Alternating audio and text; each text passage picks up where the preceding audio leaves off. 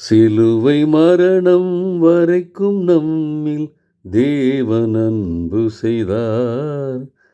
நம்மை தேடி வந்த திவ்ய மீட்பர் தினமும் ஏங்குகிறார். சிலுவை மரணம் வரைக்கும் நம்மில் தேவன் அன்பு செய்தார். நம்மை தேடி வந்த திவ்ய மீட்பர் தினமும் ஏங்குகிறார். பாவச்சுழலில் வீழும் மாந்தர் பரகதி சேர,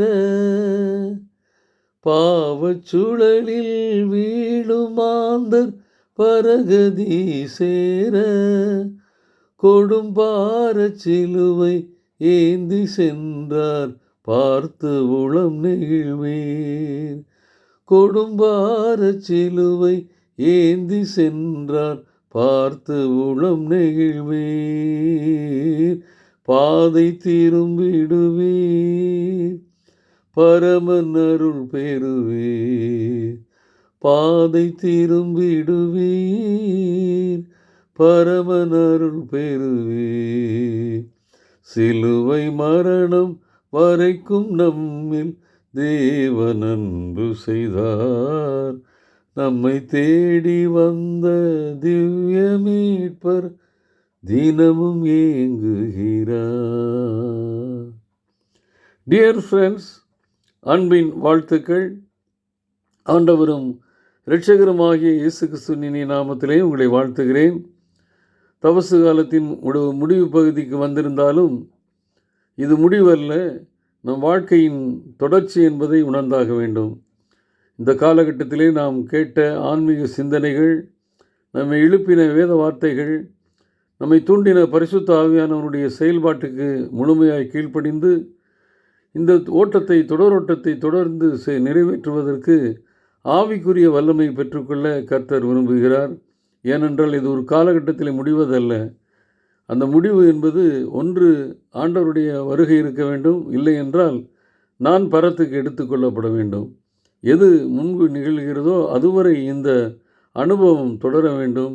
அப்படிப்பட்ட கிருபையை ஆண்டவர் நமக்கு தருவாராக.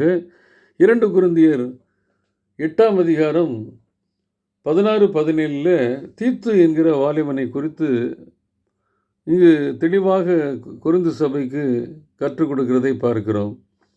இன்றைக்கு தங்களை அர்ப்பணித்து கட்டாயத்தின் பேரில் அல்ல, ஆண்டவருடைய கட்டளையின் பேரிலே தங்களை முழு நேர பணிக்கென்று ஒப்பு கொடுக்கின்ற, ஆண்டவருடைய பணிக்கென்று ஒப்பு கொடுக்கின்ற வாலிபர்கள் எழும்ப வேண்டும். வாலிபர்கள் தேவை என்கின்ற போர்டு ஹெவனில் இப்போ மாட்டப்பட்டு கொண்டே இருக்கிறது.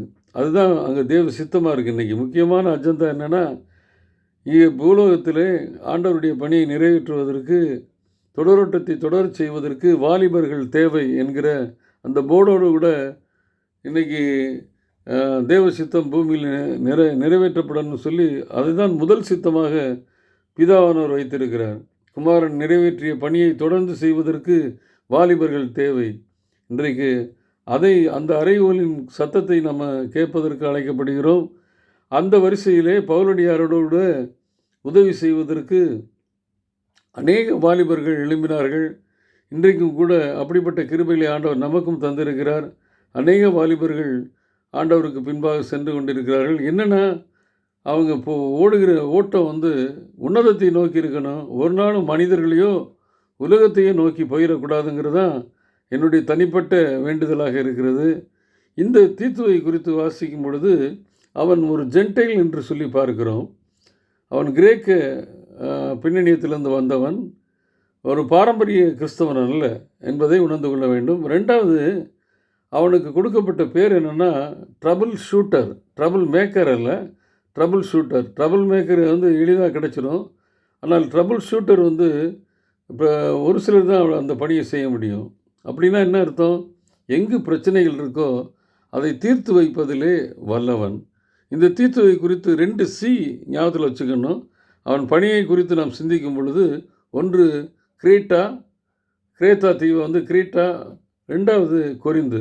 2 சி. ஃபஸ்ட்டு சி கிரேத்தா தீவு, 2வது கொரிந்து சபை. இந்த 2 இடத்திலும் அவன் முக்கியமாக பணி செய்திருக்கிறான். பவுலடியாரில் அனுப்பப்பட்டிருக்கிறான். அங்கே கிரேத்தா தீவில் வந்து அதை குறித்து நான் வாசிக்கும் பொழுது மிகுந்த பிரச்சனைக்குரியவர்கள். அவர்கள் மத்தியிலே குவாலிஃபைடு பாஸ்டர்ஸ் உருவாக்குவதற்கு, சபைகளின் மூப்பர்களை நிறுவுவதற்கு அனுப்பப்பட்டவன்.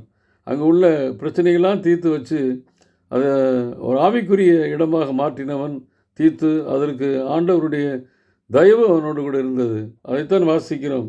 2 கொரிந்தியர் 8ஆம் அதிகாரம் 16வது வசனம். அன்றியும் உங்களுக்காக இப்படிப்பட்ட ஜாக்கிரதை உண்டாயிருக்கும்படி தீத்துவின் இருதயத்தில் அருளின தேவனுக்கு ஸ்தோத்திரம். இந்த பணியை நான் செய்யல. இந்த தீத்துவை உருவாக்கினது அவனை டீச் பண்ணேன், கைட் பண்ணேன். ஆனால் கிரேஸ் ஆஃப் காடு தான் அவனை வந்து நல்ல ஒரு ஊழியனாக மாற்றியது. இப்போ என்ன பண்ணுறேன், கொரிந்து சபைக்கு ஒரு ஆள் தேவைப்படுது போகிறதுக்கு. அப்போ அதை பற்றி நான் சொன்ன உடனே மனமும் வந்து அவன் சென்றான் என்று சொல்லி அந்த அடுத்த வசனத்தில் வாசிக்கிறோம். நாங்கள் கேட்டுக்கொண்டதை அவன் அங்கீகரித்தது அல்லாமல் அவன் அதிக ஜாக்கிரதையாக இருந்து தன் மன விருப்பத்தின்படியே கொரிந்து சபைக்கு புறப்பட்டு போனான். அப்போ கட்டாயத்தின் பேரில் ஊழியம் செஞ்சோம்னா எப்படியாவது ஒரு இடத்துல ஸ்டாப் ஆயிரும், இல்லை சோறு வந்துடும். ஆனால் மனப்பூர்வமாய் ஊழியம் செய்வதற்கு தன்னை அர்ப்பணித்த தீத்துவை போல எழும்புகிற வாலிபர்கள் தேவை. கிரேத்தா திருச்சபையில், கிரேத்தா பட்டணத்தில் வந்து தலைவர்களை நியமித்தவன் கொரிந்து சபையில் எருசலேமில் உள்ள தலைவர்களுக்காக மணி கலெக்ட் பண்ணுற ஒரு பணியை செய்வதற்கு போகிறான் என்று சொல்லி பார்க்குறோம். அங்கே அநேக முரண்பாடுகள் இருந்துச்சு. அந்த முரண்பாடுகளுக்கு மத்தியிலே எல்லாரையும் ஒருமுனைப்படுத்தி இந்த ஊழியத்திற்கு என்று ஒரு ப்ரேயர் குரூப் லீடராக அவன் செயல்பட்டான். இந்த லோக்கல் சர்ச்சில் அவங்க ஒரு லீடராக தவறான போதனை இல்லாமல் சரியான டாக்டரினை, அதே மட்டுமல்ல கர்த்தருக்கு பிரியமாய் வாழ்ந்து சாட்சியாய் தன்னுடைய வாழ்க்கையை அவன் வாலிப நாட்களை செலவழித்தான் என்பதை பார்க்கிறோம். தீத்துவை போல இன்றைக்கு எழும்புகிற வாலிபர்கள் தேவை. ஒருவேளை பரம்பரையை சொல்லி நம்ம பெருமை பேசி கொண்டிருந்தோம் என்றால் பாரம்பரியமும் கிடையாது, பின்புலமும் கிடையாது. கிரேக்கனாக இருந்தவன் முதலாக ஆண்டவரை ஏற்றுக்கொண்டு வருகிறான். அவனுடைய வாழ்க்கையிலே கர்த்தருடைய சித்தத்தை மட்டும் செய்தான். அவன் லைஃபு இன்றைக்கும் பேசப்படுகிறது. தீத்து போன்ற வாலிபர்கள் இன்றைக்கு தேவை.